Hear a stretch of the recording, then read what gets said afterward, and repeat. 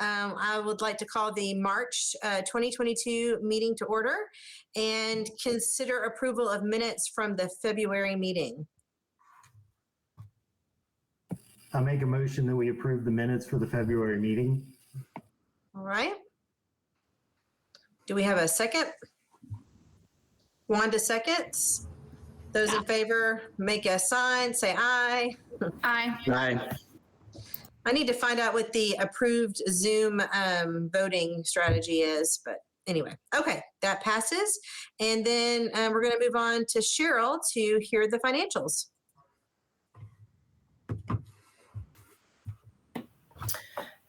You should have gotten this in by email, the financial report. I want to point out we did get hot tax for November and December, so we have the first quarter, and we should be getting them every quarter. So I'm guessing sometime in April we should get the first quarter. The dues and subscriptions looks a little bit high, and there was the $3,000 for the new short-term rental, whatever their group that's giving us those reports anyway. So that, was not known at budget time, but we're okay with that, whatever. The only other thing out of whack, like always, is going to be the servicing and events, because we did not budget income or expenses for as many events as we have been doing. And so right now we're just cruising along and Joanna's doing her thing. So I don't have anything else specific. Does anyone have any questions? I was just going to say that on us getting our hot tax checks from the city, we'll receive them monthly from traditional conventional hotels, and the short-term rentals, we'll get those as probably quarterly, is what I heard from Pam Kerbo. Yeah, except that we didn't get January or February yet, so well, I'm guessing everything may be quarterly. Could be, but they're aware of it, and we're receiving money. So, but I do know that there is going to be, at least for a little while, a little change up between we'll be receiving them in two different increments depending upon the category of lodging.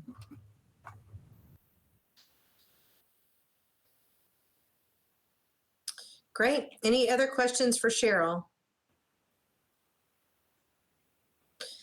If not, that's a great segue, Sherry, into the Rentalscape agreement. Do you want to give us a little update on that? Yeah, they've reached out to permitting and finance. They're collecting all the data that they need from us, and we'll be receiving training anytime, in any moment.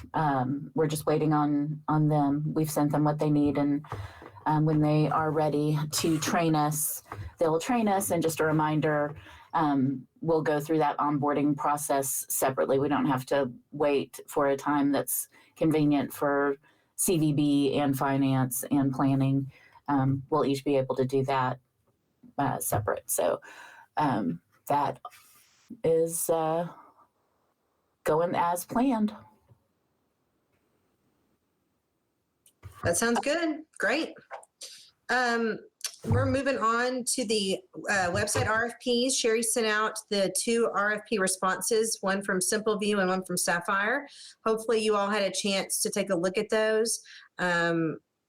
I thought they were really interesting, and it was, since I wasn't a part of the SimpleView process, it was interesting to see what they had proposed previously. So, I mean, to see sort of what the backside of all that was. So I'll let you take that away too, Sherry, but thank you for sending those over. Yeah, and we did have a third bid go out, and it was to a company called Tempest. They removed themselves from consideration because they did not feel that they could meet the requirements of our RFP in a manner that represented their company in a way that they wanted to. So, yeah, so we just have the 2. Is there any other discussion about the bids that you read, or about the RFP before you get staff suggestions and commentary?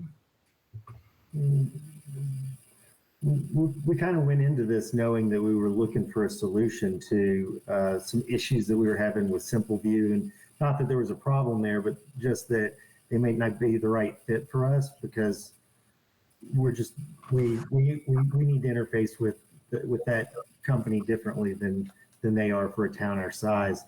And so, I think that the Sapphire quote looked like, our bid looked like what you represented that it would look like at the last meeting. So the telltale things for me was in Simple View's response to our RFP, they really didn't have a ticketing option. What they said in their response was that they would work with whatever ticketing process that we found. So on top of what is already a really high price solution, if we did stick with Simple View, we would, and wanted to do ticketing, then we would need to pay on top of that for the ticketing functionality. I strongly feel, speaking for myself, and taking into account, I have previously worked with switching over to Sapphire websites when I was in Conroe. I was in charge of moving all of our stuff from our past website over to Sapphire, and was able to work for 2.5 years with the product. So I have confidence in the product. You're looking at a cost of $600 a month with Sapphire, and with that, the way that their business model is as ingenuity increases and they figure out new bits and bobs and widgets, then that's included in our price. So it's not like they're going to be creating new things that we would have to add on and buy in addition. They sort of aggregate their services, which is something that's really, really nice, I think. And then the other thing, and I can't stress this enough, but Simple View is a great product and they are the industry standard. So I don't want you to think that I'm pulling us away, but that is really, we can't sustain that on our own right now as we sit here. And knowing that our businesses are not fully utilizing the CRM, that is a lot of the cost of that. That to me, it's just not, like Damon said, it's just not a good fit. So staff suggestion is for us to proceed with Sapphire. And in saying that, we might need to be in a position, just depending on how things roll. I believe there's like a $3,000 startup to start the process, and we'll need to time this in such a way and work with Sapphire so that we're not left, that there's some overlap, so that we don't lose Simple View before Sapphire is ready to go live. So we might need to dip into reserves just to get that process started. But knowing that as we proceed, we'll be making that money back, I noted that the timeline for Sapphire was so much quicker than the timeline that Simple View gave us, it looked like it was a 34-week process, which would be in mid-November. And that seemed crazy since they already have our business. And the other comment I just want to make is that Sherry, I'm sure you know Kendra personally too, and she's a founder and partner for Sapphire, and she is so involved in the tourism community in Texas that I feel like it's a really good fit for our CVB, just because of she's just really in tune with the tourism community. So just wanted to throw that out there too.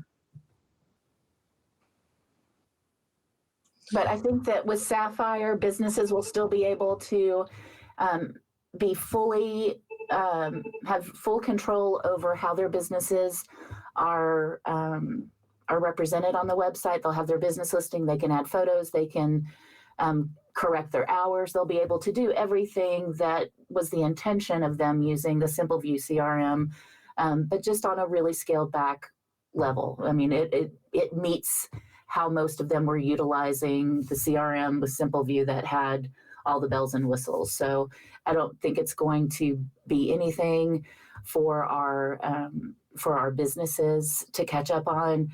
The calendar, which has been really the bane of our existence, because SimpleView doesn't allow the user to define how they view our dates. And with Sapphire, the end user, if they want to see it in a traditional monthly format, they can see that. If they want it weekly, if they want it daily, there's just a lot more choice with Sapphire. And then most importantly, with SimpleView, we've had to purchase packages of service hours, and everything was work order driven. Even if it was something that we knew that Ashley or I could do, we just didn't have access to the back end that would let us do that. Whereas Sapphire's business model is just set up completely different. They really want to empower the DMO to be able to own their information and how it's put out there. And it also allows for a lot of automation, which is going to be important for us as Ashley steps back for a little bit for maternity leave. She'll be able to set some things in motion. And having gone through the whole process before, Sapphire start to finish, we were like 8 weeks in Conroe, and that was a pretty big website that we were able to transfer over. So, but with that, I would like for the board to officially take a vote on which website provider to go with. And not to beat a dead horse, but I've kind of felt like I've been looking to get out of this SimpleView situation since I joined the board. It was, before Sherry, and I think even before the person before Sherry, a person that I think there is a gentleman who was here very briefly. I think that contract was signed then, and I don't know what intentions he had for it, but it never has seemed like, for over the years, it's not seemed like a good fit. And before we hired Sherry, we wanted somebody who would be able to fix that situation for us. And that was, definitely something that she brought to the table when she was interviewing. And so I just want to make sure, because if I was newer to this board, I might say, wow, it looks like we're moving really quickly on this. And so I just want to make sure if any of the newer members have any questions. For me, the reason that I'm comfortable moving forward quickly is because I've been waiting for this day for a long time. So, but I do want other people to, I want to make sure everybody's on board and understands what we're doing.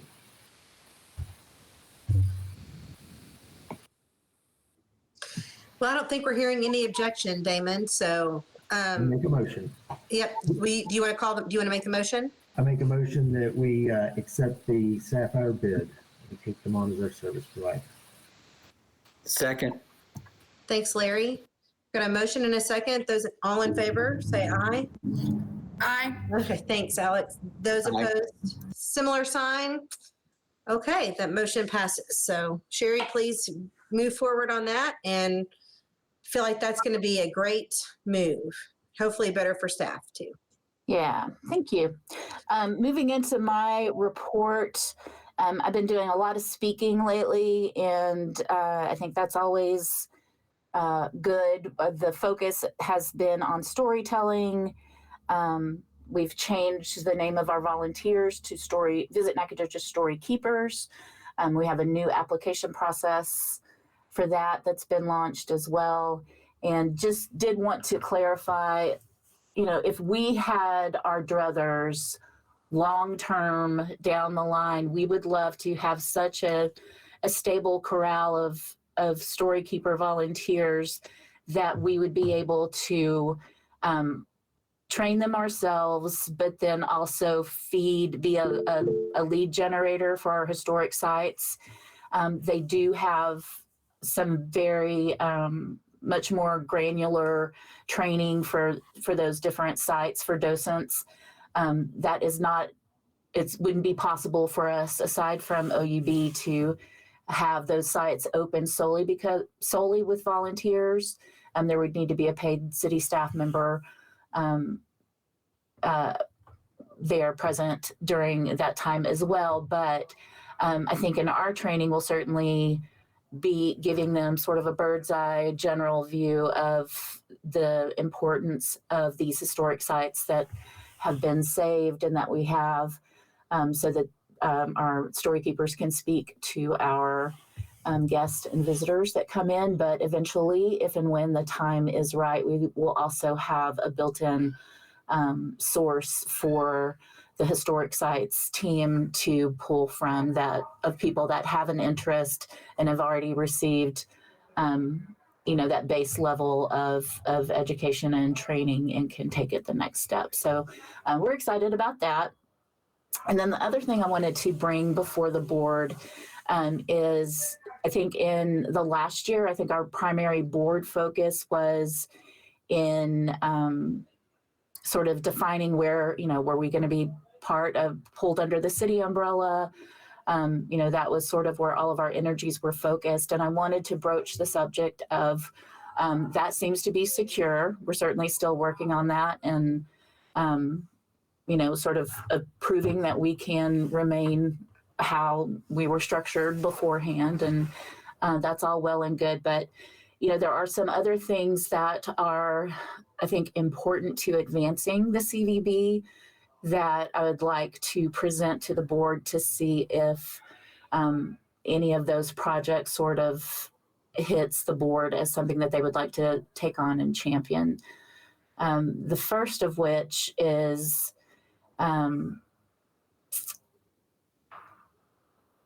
the contents of this building have been here since 1996.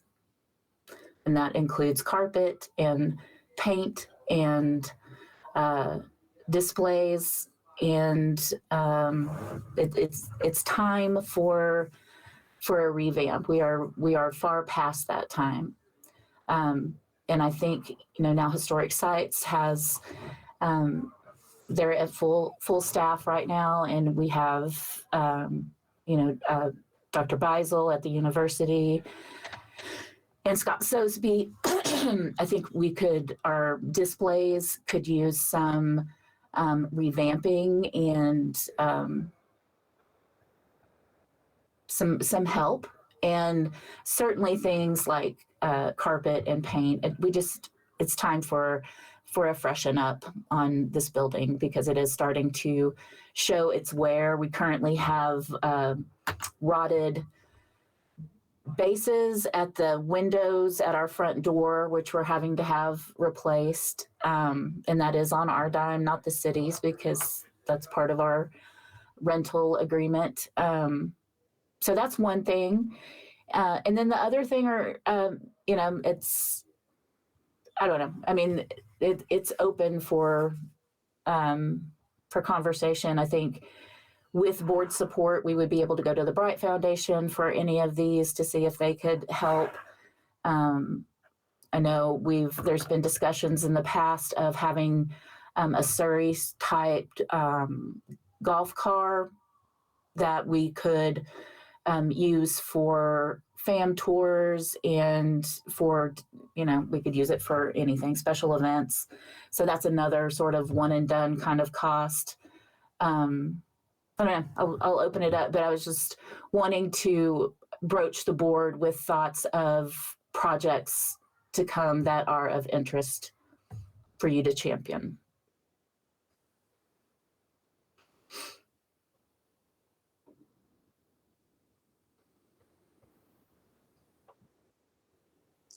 Sherry, do you all have things that you want? I know you mentioned the paint and carpets, but I'm not sure you can hear me. Do you all have? Is there something that you all want to prioritize for improvements? We could probably come up with a list. I haven't really talked to staff about this. This is something that's just been ruminating in my head for a while, that it's, time goes by in a second and we're already another year in. And we get compliments. Nobody has complained about anything that's in our building right now. They love it. But I know that, my 30-year-old nephew that works at Crown Colony used to come and visit this visitor center. And if he came, tomorrow, he would see the same thing that he saw back when he was a baby. So, it's very much, I think we're moving back to where we should have been all along, to this being really board driven and not necessarily staff driven. So I think this is a time where the board can really take a step back and see if there's something that there's something that we can focus our energies on. And this actually ties back to a couple things that we're doing. Once upon a time, I think we were all on committees, board members, that we did different things, theoretically. And then I think that, and then also, when Rick Still was a member of the board, and he was very particular about all of the setting up all of the display, or not setting up all of them, but he had interest in the displays, and he was kind of the guy that did that for many years at the CBD. I wouldn't say that would be my strong suit by any means, but I think that what we would need to do on that is have somebody catalog everything that we have, so that we know what we have, because we've got get that, and then maybe have a smaller committee that can bring to the board some ideas to do with what we, as far as the displays are concerned, what we have and what other ideas we might be interested in integrating into a display. And then I think similarly with the renovations, we need to have somebody, a board member, and that would be something that would be more up my alley. I always like to share and collaborate, so I definitely want to work with someone else on it as well. But and then we can kind of work with the staff again and take an inventory of what we have, what we need. Like any plan, the carpet will need to be replaced within the next 2 years, period. These doors are going to need to be repainted or replaced, in the next 18 months. And, this is falling apart now. It's a problem. But if a board member, and I'll go ahead and say I'll volunteer for that board, but I will share that with anybody who also wants to do that.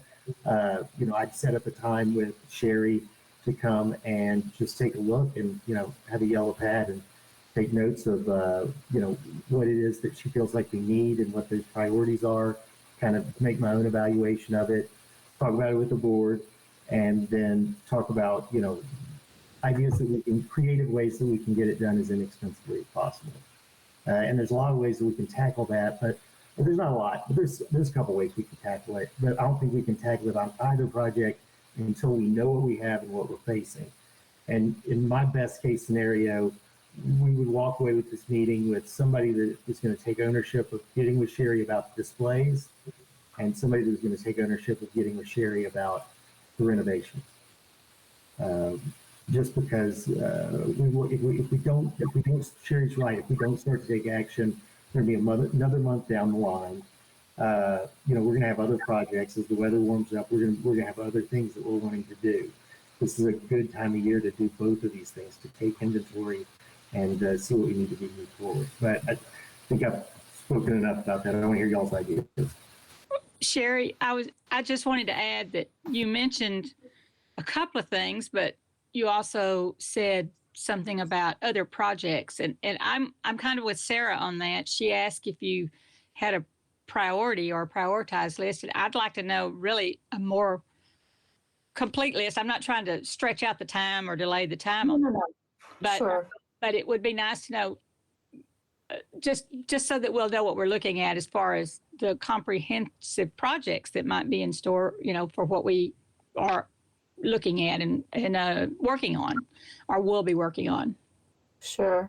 Yeah, no, that's fine. And really, we have one display that, and it's our Native American display that still has a red man in it. And I think that is a high priority for me. And the models that are in there are slowly losing digits. So it's I think it's served its purpose, and I think there is a more socially responsible way to depict that part of our history that we need to address, because in the back of my mind, that's a when, not if, that that it becomes offensive and we find ourselves in a place that we don't want to be. But by and large, it's good. And it's things like, at one time we had a car that was wrapped and branded. I can't tell you the number of times that it would have come in handy to have a CVB vehicle so that we can go to education, so that we can, load things up and take them down wherever it needs to be. But what I will do is after this meeting, I'll sit down with staff and we'll start sort of a wish list and prioritize it in list of, in order of importance. And sort of try to get y'all a more comprehensive list that we can discuss. And I'll just move this to a regular agenda item for moving forward that we can discuss. And I'd just like to add that it might be valuable for us, and maybe, and obviously y'all too, to go visit some other visitor centers and see if there's things that I know Tyler just redid theirs, and they're really, really pleased with what they've done in their visitor center. So if we're out and about, if you're traveling for work or whatever, it might be good for us to try to stop in and just see what other visitor centers are looking like but I think it's time. I think it's a great ideas, things for us to champion. And I'm really pleased to think that we can put our energy and efforts on something like this. So. Shay, I just wanted to agree with you on that. I never went to visitor centers before I worked for one, but now I make a point of it to go to them when I travel. And I was a really big fan of the Fayetteville, Arkansas one. Now, it definitely didn't have the museum and historic aspect that we do, and I think it's really important that we retain that. That's our bread and butter. I don't think we should get away from that. But it was very inviting, and one of my favorite things that they had on the wall was a mural of a map of the town. And I thought, how cool would that be for us to walk up to the map and point, rather than getting out a little paper map and writing on it. And that served us well, but I think it would be really cool to be able to visualize that. So that's one of my little dreams. We love murals. It's obviously very popular with the younger demographic, with Instagram and TikTok and things like that. So I just wanted to say I like where you were thinking, and encourage everyone to do the same thing when they're out traveling. Thanks, Ashley. Sherry, do you have anything else? Okay, we'll move on to Joanna. Joanna had a very important meeting and double booked herself. So I'm going to give her report. This is probably going to be the fastest Joanna report ever. Just kidding. She'd be so mad at me. Okay. She says that she hasn't been doing anything. So first thing coming up on our list is Knack Snack Friday, next Friday. I can't believe we're already at the end of March. But yeah, we're going to have the swing dance group with us. It's called Swing on the Brick Streets, or Swing on the Streets. And we did this last year, and it was a huge success. And it's crazy because, we're in this age or era where people aren't really comfortable getting up and dancing anymore, but somehow at this event it happened. No one was sitting down. Everyone was on their feet, dancing outside behind the CVB on Pilar Street. And so we're really excited to bring that back, and we'll have the Old Town Brass Band playing, and hopefully weather cooperates, because last month was a little bit chilly and we had to move the whole shindig to flashbacks.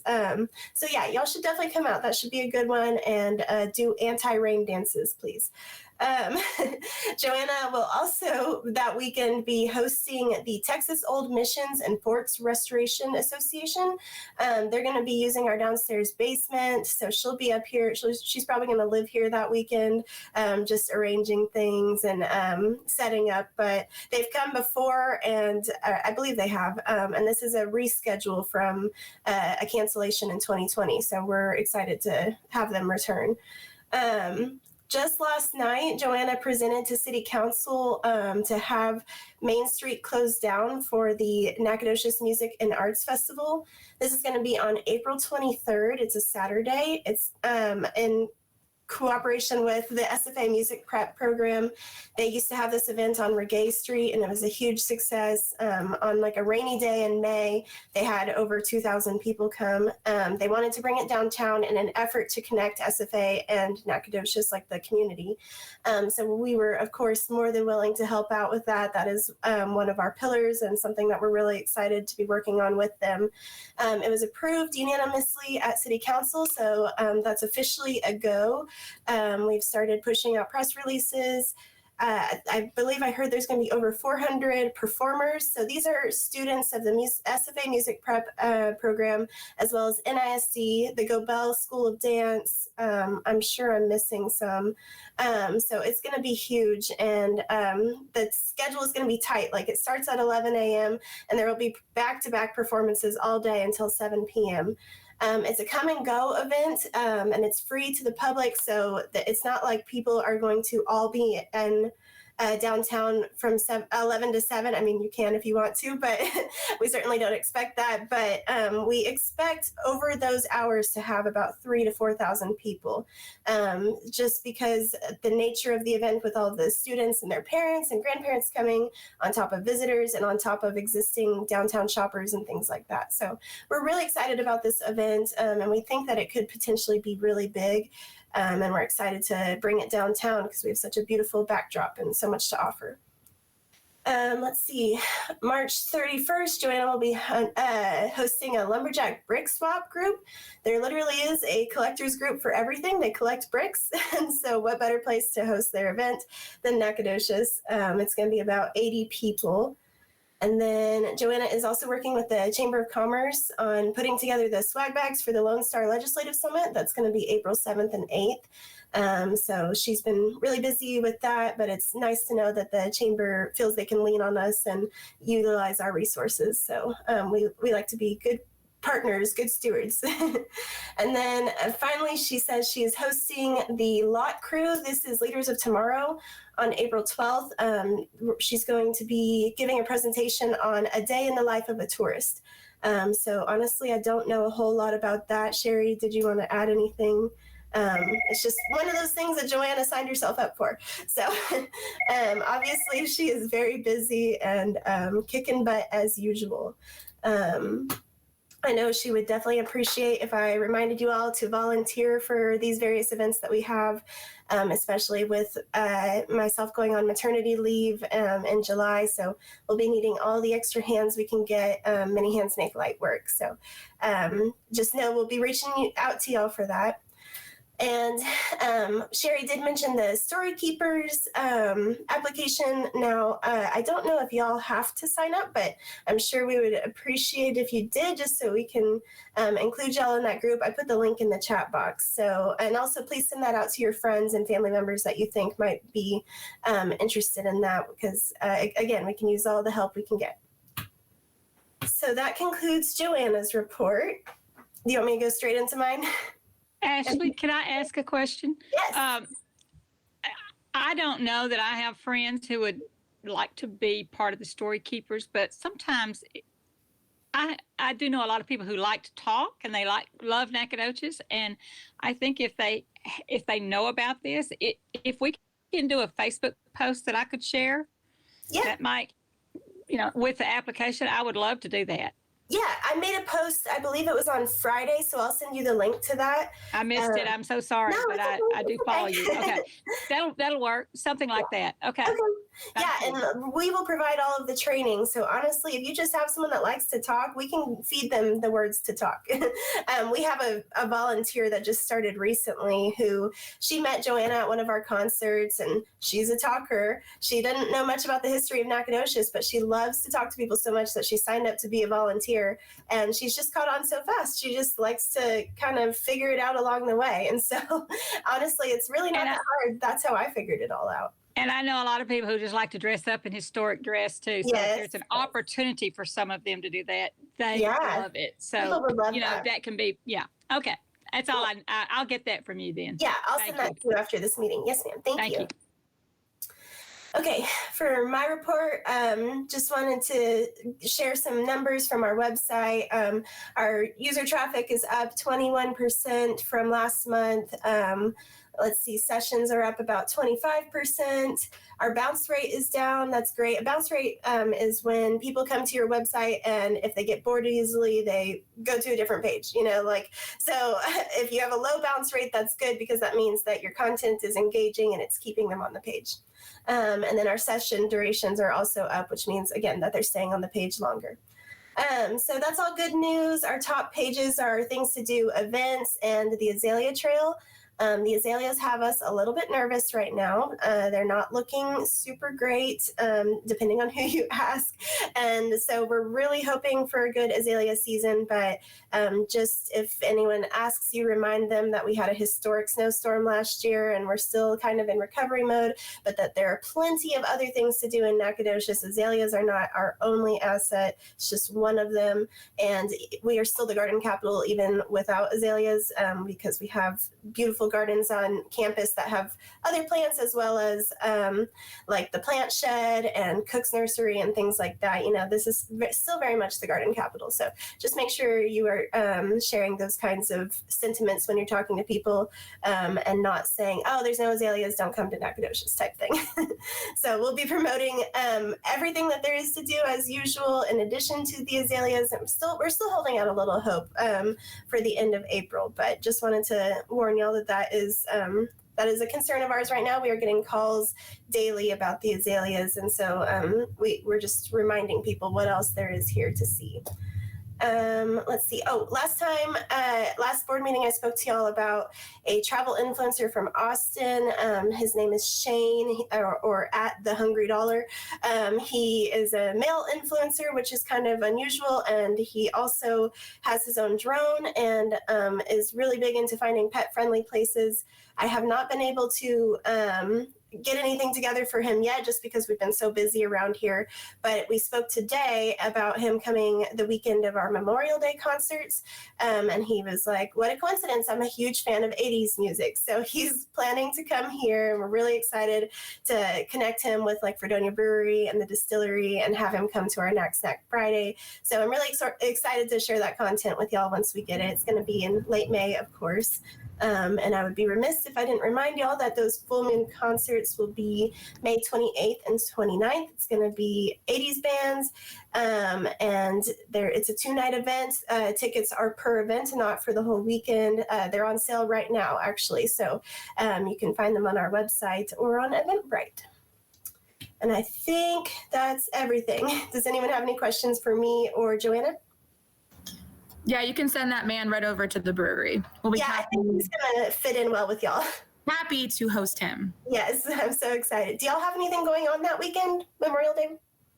Or do you know yet? Memorial Day weekend? Yeah, one sec. Hold on. Let me pull up the calendar. Because we're probably gonna have him stay Friday through Sunday. Okay. What weekend is that again? May 28th, 29th.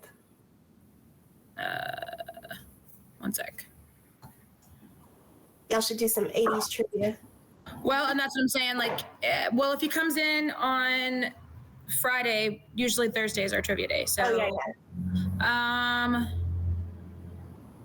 let's see. We don't have anything super set, but I can have Jacqueline try and find some 80s music people, or I can talk to Jay Soul and see if he can potentially DJ one of those nights and do 80s music. That would be fun. And or do on Sunday trivia, some sort of like 80s, like TV shows or something, or movie trivia. I love it. Okay, you and I will get together. Yes, please. Okay. All right, any other questions? Okay. Thanks, Ashley. Thank y'all. Both been busy. You and Joanna have both been busy. Is Mike, I think I saw Mike pop in. Yeah, he should be able to. So I'm upstairs in my office. I left my laptop at home today. Okay, so can you hear me now? Yes, we can hear you. All right, I can't believe I knew how to put that on. I'm downstairs, and there's just a bunch of wild kids just left, so I'm glad that we can hear right now.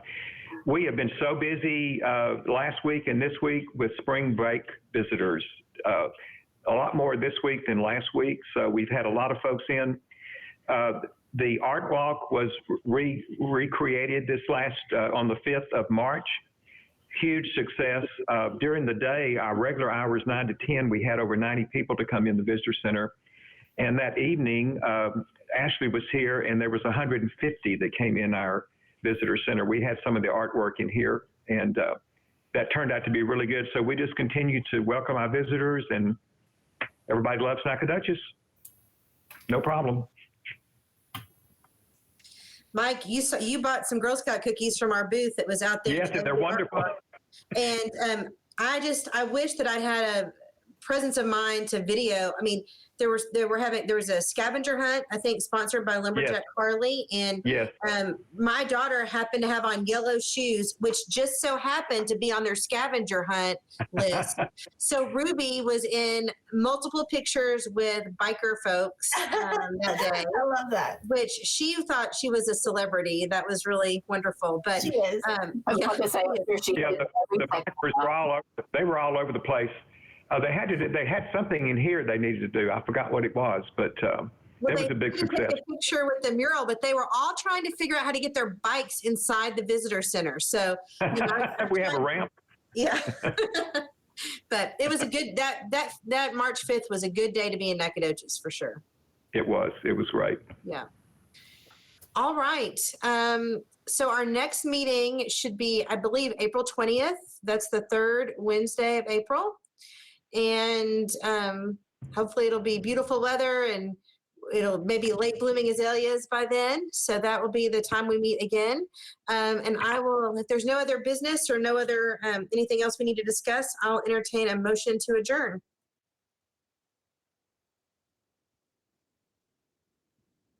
So moved. Thanks, Larry. I'll second. Great. All right. So we are adjourned, and we will we'll meet again in April. Thank you all.